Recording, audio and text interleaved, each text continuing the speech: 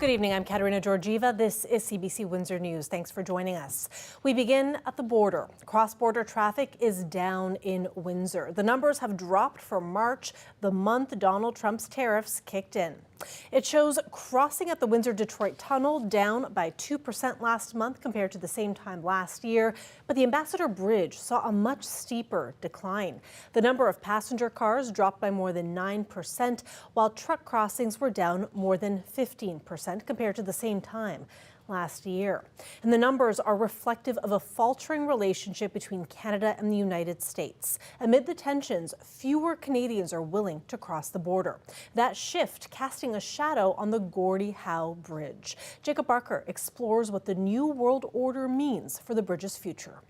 If you rewind to last summer, this bridge, by all accounts, symbolized an unwavering and deep connection between two neighboring nations. To me, it represents the connection between Canada and the United States, our largest trading partner and our strongest ally. This is a critical bridge for our nations, for the city of Windsor, the city of Windsor, city of Detroit, for Michigan, for Ontario, and for the United States and Canada. The hope was the bridge could help increase traffic flowing between the countries and make it more efficient.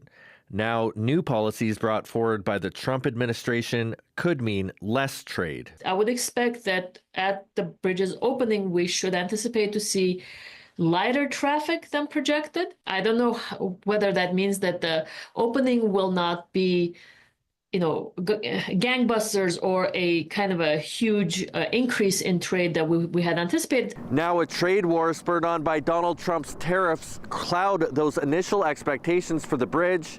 Trump in part hopes to reshore automotive jobs to the U.S. We don't need their cars. You know, they make 20% of our cars. We don't need that. I'd rather make them in Detroit. One of the biggest threats to our region in this 2021 report on the Gordie Howe Bridge from the Cross-Border Institute was the potential of an environment of protectionism or increased tariffs that would mean a less integrated cross-border automotive industry. The report called it unlikely and a worst-case scenario. The Windsor-Detroit Bridge Authority declined to answer any questions during an election period, but it's clear that traffic at Windsor crossings have already taken a hit. No one knows what it might look like come fall when the bridge is scheduled to open. I have to think that calmer heads will prevail and that the economic destruction essentially that's been created throughout North America and now the world, if you look from a stock market perspective, a potential job loss perspective, both on the Canadian side and American side, I have to think that this is going to be a blip on the radar. You know, the people who are excited about the bridge are the same people who are not excited about the president's tariff policies. We're being very vocal in Washington and here in Michigan that, the tariff strategy that is being employed is very much the wrong move. The bridge was paid for by Canada. One of Trump's grievances has been the U.S. trade deficit with Canada, meaning we sell more to the U.S. than we buy from them. I see it responding to a very real trade and business need. That's obviously why the Canadian government spent its treasures to get the bridge built. The hope among those that we talked to is that trade relations between the nations are patched up and the bridge is as busy as intended. I would like to hold on to hope that this bridge will be a symbol of the relationship between the United States and Canada, that irrespective of which direction an administration goes, the relationship between the two countries is forged in strong material that is not going to crumble. I have to be an optimist in this case and think that this is a generational investment, multi-generational investment, and this bridge is both a symbol of what was the relationship between Canada and the United States and what will continue to be longer term. Colette Kennedy joins us now for our first look at weather. And Colette, the sun came out to play today. Yeah, that's right. It was a cool start, and it took us a little time to get going in terms of raising that temperature until we could get the clouds out of the way. But clearing they did, and we'll have the clear skies tonight and into tomorrow as well. So sunshine again. Your sunrise tomorrow, 6:47, sunset at 8:16. So yeah, we've got 13 and almost a half hours of daylight too. to enjoy. Overnight tonight, though, it will be another cool one with those clearer skies. Still some of that chilly air in place, but at least this past hour, we didn't, for the first time through the day, have winds gusting over 30 kilometers an hour. They'll be light tomorrow, sunny, and 15 for the high. Sounds good. Thanks, Colette. You're welcome. I'm here in Chatham, in the heart of the Chatham-Kent Leamington federal election riding. It's been conservative for nearly 2 decades, though the riding name and the riding boundaries have changed over the years. Dave Epp has held the seat since 2019, though there are 4 candidates this year who are hoping to give him a run for his money. So what do voters here care about the most? What is at stake for them? That's what I'm here to find out. I want to see homeless people off the street. I want to see everybody housed. I want prices to be affordable. We need to control spending as well as we need housing, which is huge. Well, Trump does, that's for sure. I mean, he affects everything, right? While Windsor tends to be the focal point when it comes to the impact of the U.S.'s 25% auto tariffs, the Chatham-Kent Chamber of Commerce says the rest of the region is also affected. We sometimes tend to be left behind in the conversation, but many of our citizens as well as our companies do business in Windsor and Detroit as part of that supply chain. As well, we have over $4 billion worth of agricultural product that is exported into the U.S. market. He said it makes economic sovereignty an important election issue in this riding. Local shops like this one are already feeling the pinch. Economic uncertainty means a big drop in business. It's affecting it greatly because people are afraid and they're coming in still in droves as usual, but they're not spending. New families registering every single week. Affordability is another major issue. Here at the Chatham Outreach for Hunger Food Bank, demand has spiked, an increase of more than 10%. Its director wants leaders and candidates to address it head on. Really, we want them to focus on what the needs are in the communities, to listen to the people who are out there voting, but who are also struggling. Meanwhile, some voters have already made up their minds about what they're going to do Election Day. Well, I really believe in the Carney, Mr. Carney, as he has so much experience. When you need something done, you go to an economist, and that's what he is. So I think he can help. Polyev, Conservatives, yep. I think that we've spent the last 8 years canceling our infrastructure and dismantling things like our oil gas pipelines programs that would make us capable of shipping oil and gas to our coast so we can sell it to places that aren't the U.S. It would be nice to feel like I have a choice, but I just don't like Pierre Poilievre's approach to politics. It's very divisive, very angry. It matters that we don't repeat the same mistakes that we did the last 10 years or so. You can find the full list of candidates running in this riding on our website, cbc.ca/Windsor. And it has been a dramatic day in the federal election campaign in the lead up to the 2 debates, first in French, then in English. The CBC's Julia Wong looks at how the leaders spent the day ahead of the opening act. In a dramatic turn of events, one party leader will not be taking the debate stage. Wednesday morning, the Debate Commission withdrew the Green Party's invitation because it isn't running enough candidates. And we had to take the day to look at our options. But one thing is clear, we will keep campaigning. We will keep fighting for a greener, fairer future for Canadians. But once again, I find this decision truly unfortunate. At least one leader throwing support to the Greens. It's unfortunate. It was surprising to learn of it this morning. As I understand, the party wasn't consulted about the decision, but it's a decision of the commission.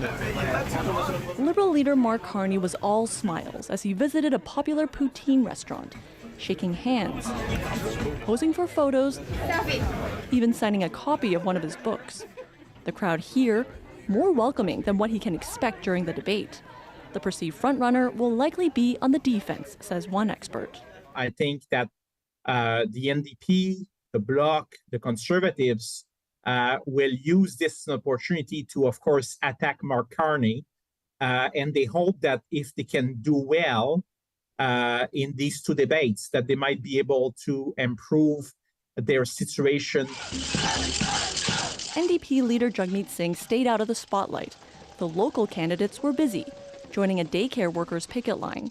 Tonight's debate will be pivotal, according to one Quebec candidate. It's an opportunity for Canadians to hear what the leaders have to say, and I think we've been distinguishing ourselves very clearly on the issues that matter to Canadians. The leaders of the Bloc Québécois and Conservative Party suspended their campaigns for the day, opting instead for last-minute debate prep. And in a very Canadian twist, the French debate is taking place earlier than originally scheduled. The debate was moved up 2 hours to avoid conflicting with a pivotal Montreal Canadiens game. Then Thursday, the leaders will do it all again as they make their pitch to Canadians in the English debate. Julia Wong, CBC News, Ottawa. Ontario is taking the first step towards breaking down trade barriers within Canada, tabling legislation today to make trade between provinces easier, signing memorandums of understanding today with 2 provinces that would unlock free trade. This as the country continues to weather the impact of Trump's tariffs. Queen's Park reporter Lorenda Redekop has the details. Premier Doug Ford first signed a memorandum of understanding with the Premier of Nova Scotia, then with the Premier of New Brunswick, promising free trade within their provinces. An issue highlighted and sped up, they say, due to President Donald Trump's tariffs on trade to the U.S. You talk about tariffs, my goodness. We've been tariffing each other, it seems, for decades, generations, actually. He says internal trade barriers cost the Canadian economy $200 billion a year, costing the GDP 7%. But an economist from the Centre for Policy Alternatives who looks at internal trade questions those numbers, saying many of the issues being raised are small and sees this as political theater. The premiers say food considered safe in Nova Scotia, for example, would be accepted in Ontario and vice versa. Plus, Ontario will accept the credentials of workers certified in other provinces. The government also brought up that construction safety vests have slightly different requirements in different provinces. The NDP leader wonders about larger health and safety issues and doesn't want standards watered down. Ontario has some of the highest in the country. And what we want to make sure of as New Democrats is that we are looking to raise the bar, protect those standards, not have a race to the bottom. The 3 premiers want to bring all the provinces on board. I think what we're trying to do is get the early adopters, the coalition of the willing, out of the gates, and so we can get some momentum. One holdout so far is Quebec, just next door to Ontario. And a big money trade issue is alcohol. This proposal would allow direct-to-consumer purchases from other provinces, meaning logging in to a specific company's website to buy, not selling in the LCBO. We can celebrate in Canada and cheers each other with Canadian-made products, perhaps instead of American-made products. Today, the Economic Development Minister tabled his bill on this issue. Ontario is also consulting on allowing U.S.-licensed doctors and nurses to be allowed to work here and automatically recognize the credentials of other provinces and territories for those professions. Lorenda Redekop, CBC News, Toronto. Hundreds of students were rushed out of a Tecumseh school today after a fire in its gym. The fire at Tecumseh Vista Academy, located on Banwell Road, occurred about 1:30 in the afternoon, triggering the sprinkler system. Fire crews were on site. According to the school board, the gym was empty at the time of the fire and all students and staff were safe. While high school students were sent home, classes on the elementary side resumed shortly after. The school will be open on Thursday. We told you about the debates happening tonight and tomorrow. The French one is currently underway, but you can watch the federal leaders' English debate on CBC tomorrow starting at 7 p.m. Eastern Time. It'll be broadcast live on CBC TV, CBC News Network, and everywhere you stream CBC News. Take a live look outside on a gorgeous Wednesday, hitting double digits today, and it'll get even warmer tomorrow. And Colette will tell us all about that later in the program. But first, when we come back, we will have more local news for you after the break, plus the impact of a major UK ruling about the legal definition of a woman. Stay with us.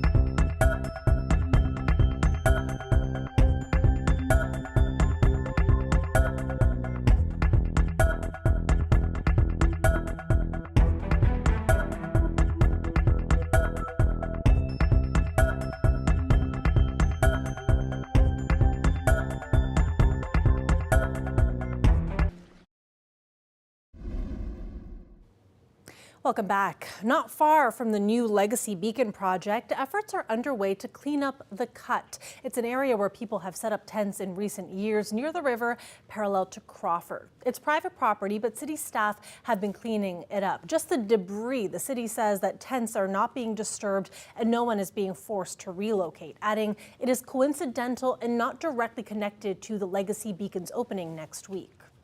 From my perspective, we've been working on that. That encampment has been there for quite a bit of time. We have outreach services that serve and look at our locations all the time and try to work with individuals there.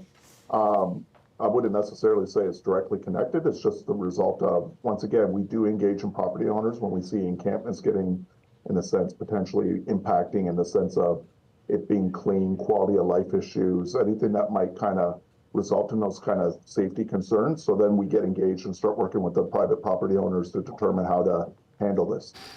He explained that any move to relocate individuals would be up to the private property owner, not the city. The city's role is to regularly do outreach. There are currently 4 encampments in the city with a total of 22 people between the 4. On Friday, another encampment by Salter and Crawford was cleared on railroad property by the Railway Police Service. They said it was done to protect public safety, and the city was not involved with that. The tariff turmoil is also taking a toll on Canada's housing market. The Canadian Real Estate Association says the market's forecast for the year went from a slam dunk to treading water at best. Both home sales and home prices fell in March. Sales were down almost 5% from February, while the national average home price is down almost 4% from this time last year to just over $678,000.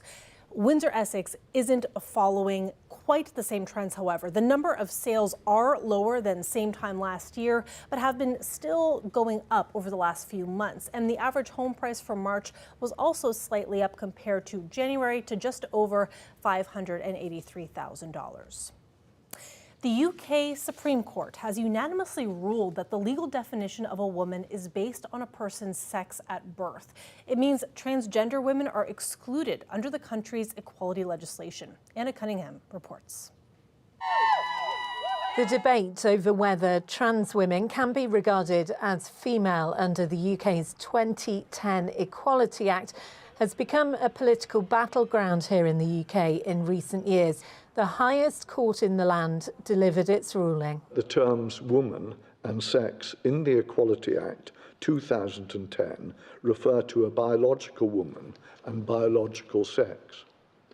But we counsel against reading this judgment as a triumph of one or more groups in our society at the expense of another. It is not. Supporters of the group For Women Scotland celebrated. The group brought this appeal arguing against the Scottish Government's decision that transgender people with a gender recognition certificate are entitled to sex-based protections.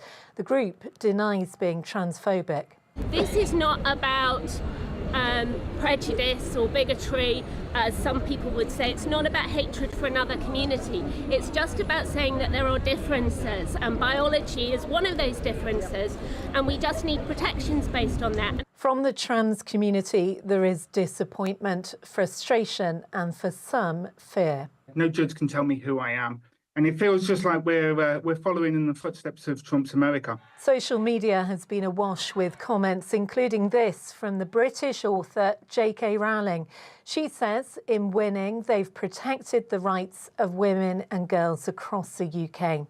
The campaign group Scottish Trans issued a statement expressing its shock, saying the judgment seems to have totally missed what matters to trans people, that we are able to live our lives and be recognised in line with who we truly are.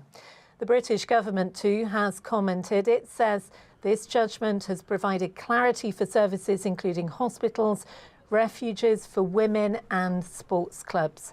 What is clear is that despite this legal ruling, this debate remains polarising. Anna Cunningham, CBC News, London.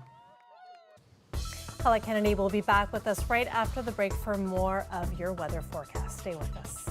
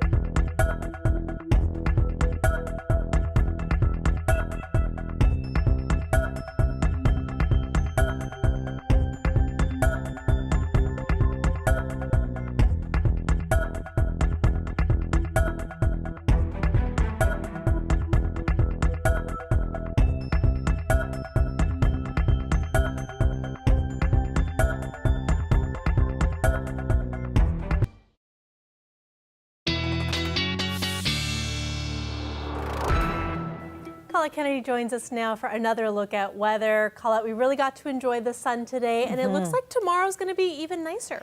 Yeah, it's really nice that we finally can have some sun and sort of count on it, like for the whole day through, and not have to wait for it to clear, although most of the day today was pretty good, and that helped us to shoot up to the double digits once things got kind of cooking, so to speak. 11 degrees there. And then if you look back towards the Midwest, there's not only upper 20s, but even some low 30s showing up.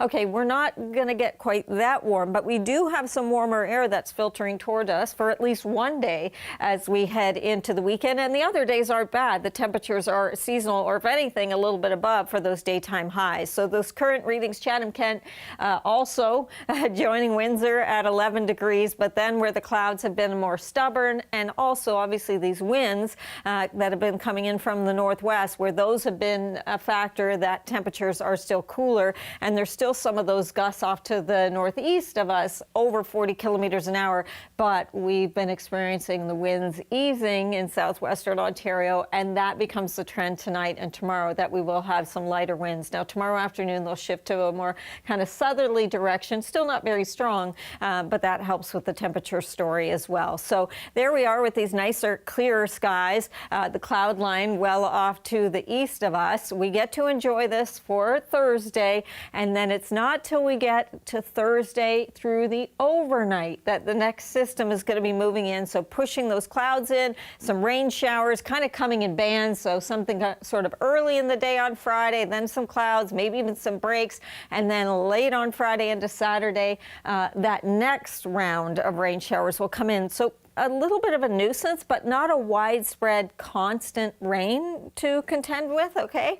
Temperatures tonight are still going to be cool, so without the benefit of any clouds, those temperatures will really be dropping off, and so with that, it will be a chilly start again tomorrow, but then once we get going on Thursday, we do well too, so better than today, that high going up to 15 degrees with all of that sunshine, mild Thursday night into Friday. Now, Friday, there's one of those days I said the temperatures are really going to bump up.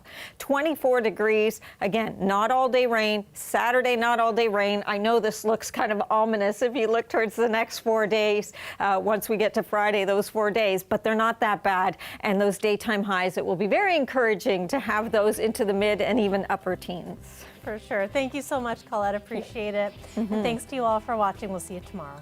Good night.